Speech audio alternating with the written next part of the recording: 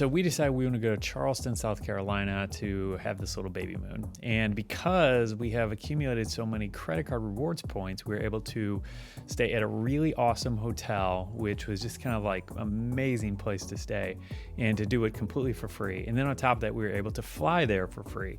And if this wasn't amazing enough, we have done this over and over again over the years. And in fact, in the last 5 years, we've had more than 160 free hotel nights and over 100 free flights as well. And stepping back just a little bit here, for the first part of our marriage, we actually didn't use credit cards and we were just kind of a mess with our spending. And so we chose not to use them. And I had heard about people doing stuff like this and I just kind of didn't pay any attention. And at some point, I just decided to investigate a little bit and see what was possible. And I'm really glad that I did because the rewards are actually really amazing if you learn how to do it the right way.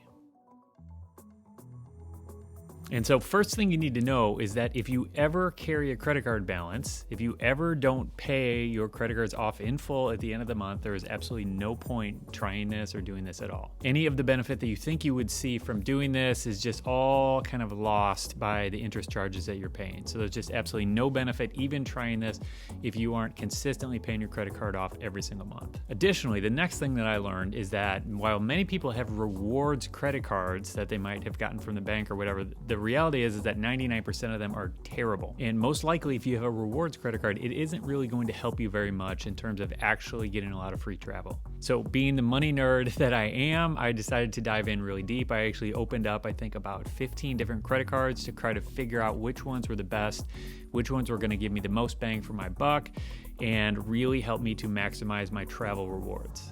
And in opening all these credit cards and learning them to see which ones that had the rewards programs that were most lucrative, I actually figured out that there are one or two cards that you can get that really are probably the best for most people if you want to maximize your travel rewards around the US. And this is the card right here. This is the card I've probably recommended more than any other credit card to friends, to family, to whenever people ask me. This is the go-to credit card, and it's the Chase Sapphire Preferred.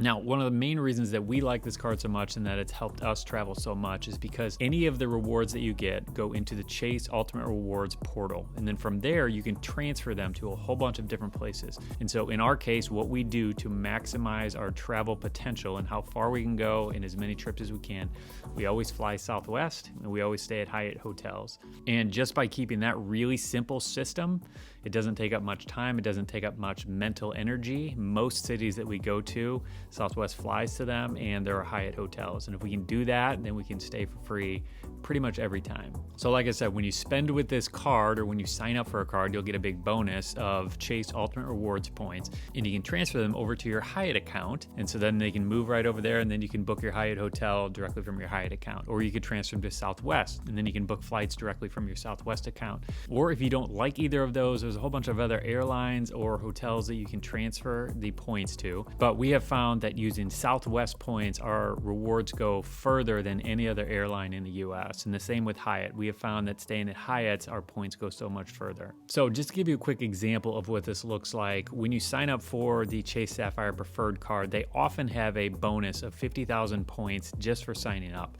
And there are many Hyatt hotels that you can stay at for 5,000 points a night. In fact, the hotel that we stay at the most when we go back home to visit family is actually only 5,000 points a night. And so just by signing up for the credit card and getting the bonus, we can stay there for 10 nights.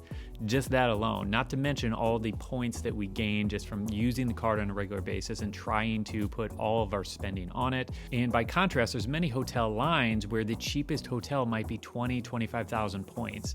So literally by staying at Hyatt hotels, we can get up to 5 times as many nights as if we were to use another hotel line. So I'm just explaining this just to illustrate the point that every hotel, every airline is going to be a little bit different. But in our case, I feel like we've landed on a pretty good formula where we can maximize our points and maximize our travel and get the most out of it without spending much time or energy at all.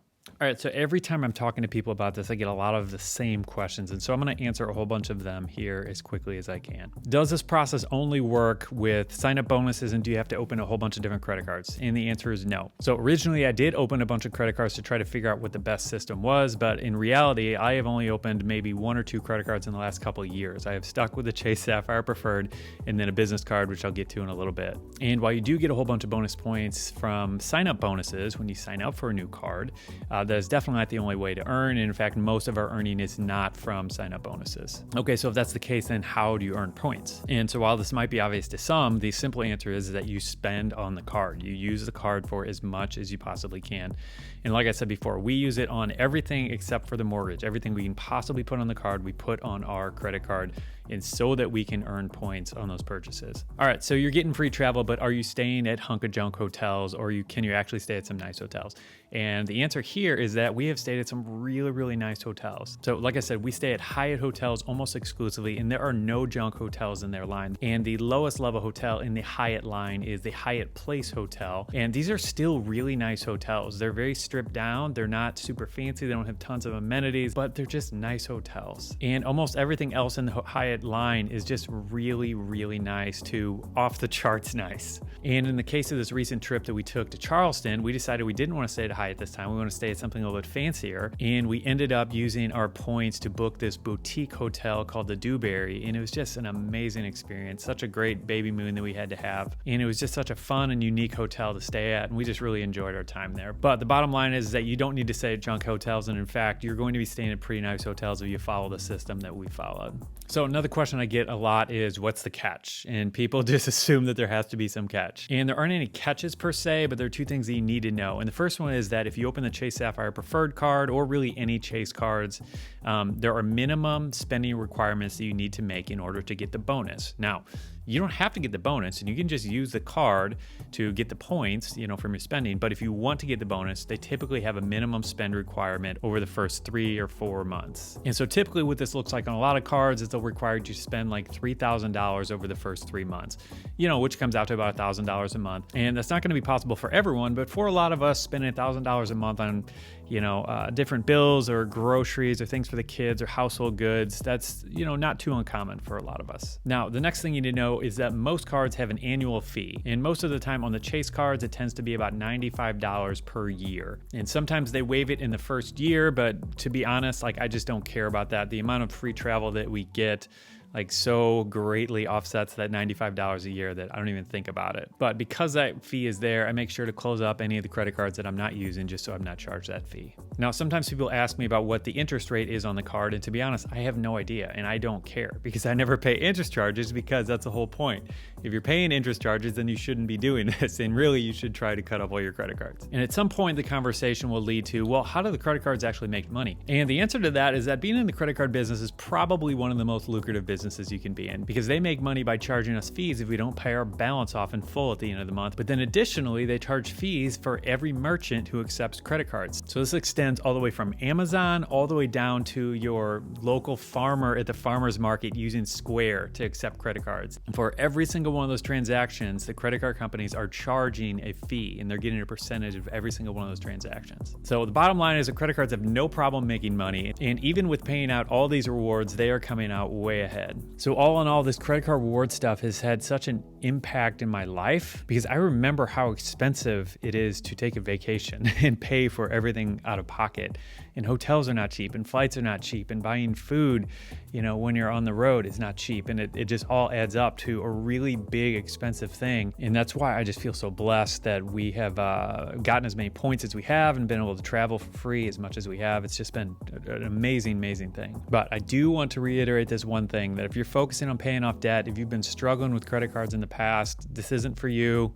Save it for later. Bookmark this for a little bit down the line once you get everything under control. But this is for those of you who are faithful in paying off your credit cards every month, and you never miss a payment, and you can stay on top of things like that. You're the ones who are going to really benefit from something like this. All right, so summing all this up, if this is for you, if this is something you want to do and you're not going to carry a balance on your credit card, then here's what you need to do. Open the Chase Sapphire Preferred card and then start using it for your everyday spending so you can meet the minimum spending requirements so you can get that bonus. And once you start earning those points, you will see them in your Ultimate Rewards portal.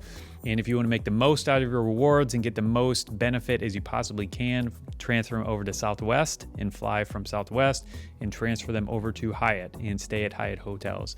And if you do that, you can just keep it really simple. You don't need to open a whole bunch of credit cards. You can just use this one card and you'll be able to start racking up some free travel. And we are affiliate partners with them, so you can help support us by using the link up above or the link down in the description below. And you can know that you'll be helping support our mission and what we're doing. And additionally, 37% of our profits go to support charities all around the world. And so by using our link, you'll be supporting those charities as well. So thank you if you decide to use those links. Now, I hope you found this helpful, and what we do on our channel is we talk about practical stuff like this to put more money in your pocket, but then we also talk about timeless biblical principles on how to manage our money wisely. I have found that God's ways of handling money far supersede everything that I was taught growing up. And if you haven't already, head over to SeedTime.com so you can get your free email course from us on how to master your money using biblical principles. So that's all for today. Have a great rest of your day. Adios.